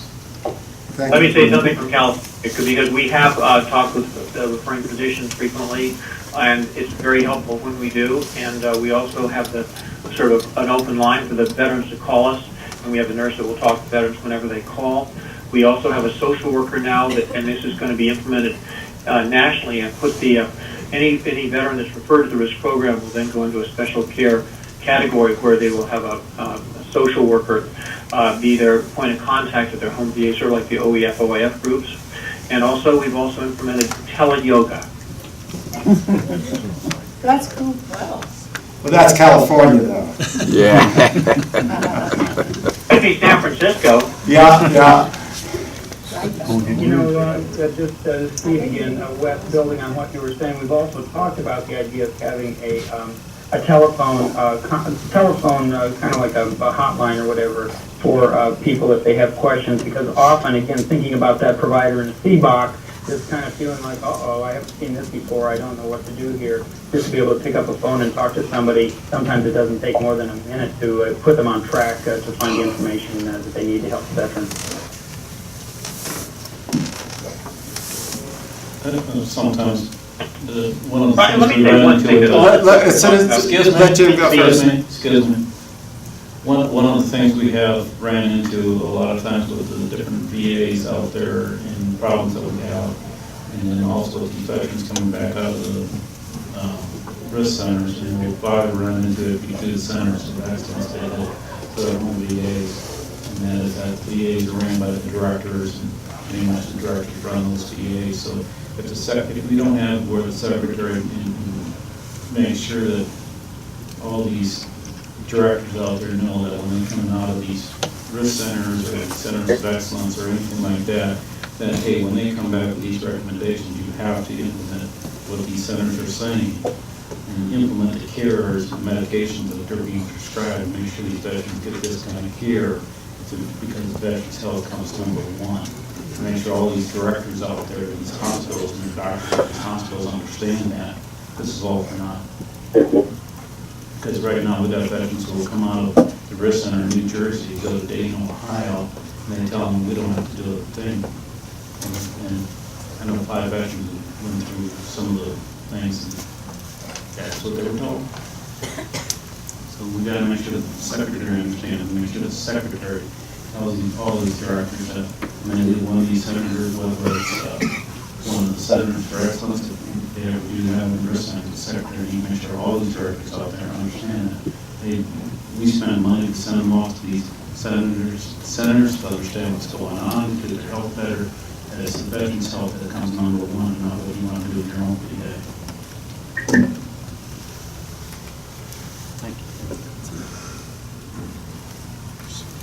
Dick? There's somebody on the phone. Was one of the risk center leaders on the phone? Yes. Wanted to speak? Well, I appreciate what Tim said. what I was going to say was really not that different from what he's saying. That Yeah. we need to have a better system for keeping track of all the things that are happening with these veterans. And this has been sort of said along those lines, but that would also feed into really improving the level of research as well. Yeah, it all goes together. Handoffs are a big problem in so many areas of medicine. Yeah. Wouldn't the solution be to use other federal agencies like National Institute of Health or CDC that have money available that may are looking for studies that we can get them to spend their money researching our issues? That's something that the director can push. Well, on that optimistic note, maybe are there other last-minute comments that any of the RAC members like to contribute? So I think we have a template, Nancy. What do you think? Yeah, it's a template. I'm making some comments on the draft you circulated. There's some particulars, but I think that as a concept, I think it's a very good concept to tie both of these things, since we're heavy on the care, that the centers of excellence, which could be epicenters of additional clinical research, as well as care and education, would act as a tiered resource, if you would, to each individual center. But I think it's compelling that we would like to advise the secretary to require VAs to provide PACs for train-the-trainer and the infrastructure to do the training. And that's not in here. We need to put that in. Yeah, that could be rolled out. That needs a working group to make it a risk, focused working group to roll it out. But it needs to be rolled out, and we can require that. It's just breaking your heart to listen to public testimony every single time for all the years that I've been coming, saying the same thing.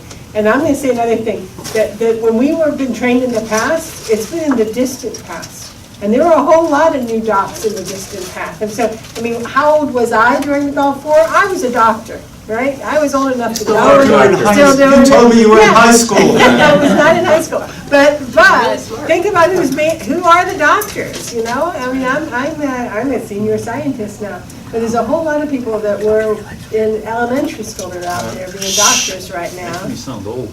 Yeah, but they don't know this. And then when you ask about the Gulf War, their Gulf War is 2003. Yeah. And we're lost in the sauce. They don't remember this one. We're forgotten warriors. Yeah, but they're just young, you know, we haven't trained them. It's not that they don't want to do their jobs. Who's helped them learn to do their jobs? Let's do that. We can do that. You know? So I think that's the other point. Because we all got a little card about, 14 years ago on. I think in our report, it's got to be short, and it's got to inspire everyone who can push this forward to help make this happen. It's got to be written in a compelling way. And this is Steve again. I can't see the document, but again, I can tell you that PACs almost everywhere are struggling to just keep their noses above water because of the access issues.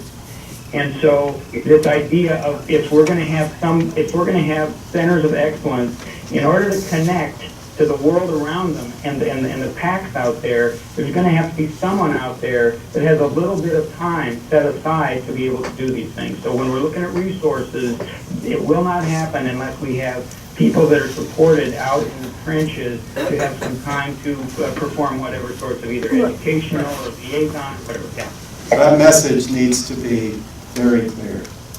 And it fits with the trend, because if you look at Medicare funding now, this high complexity illness code that gets you more money is because you spent more time with a highly complex illness. So while the VA tends to follow the community trend for reimbursement now is to allow us to spend the time we need with high complexity patients, diabetes, seizure patients, whatever, there's a list. And for us, the VA, Gulf War illness needs to be on our high complexity list. So, but you know, yes, you hear the primary care doctor saying, I have 15 minutes, what am I going to do? Well, they can't have 15 minutes for this.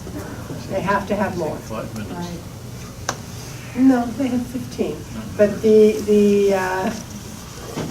have to write their note in that 15. Yeah. You sit there typing for 10 minutes with every 5 minutes. So let's take a 5-minute break, and then we will, just to let people stretch, and then we will move with our public comment session.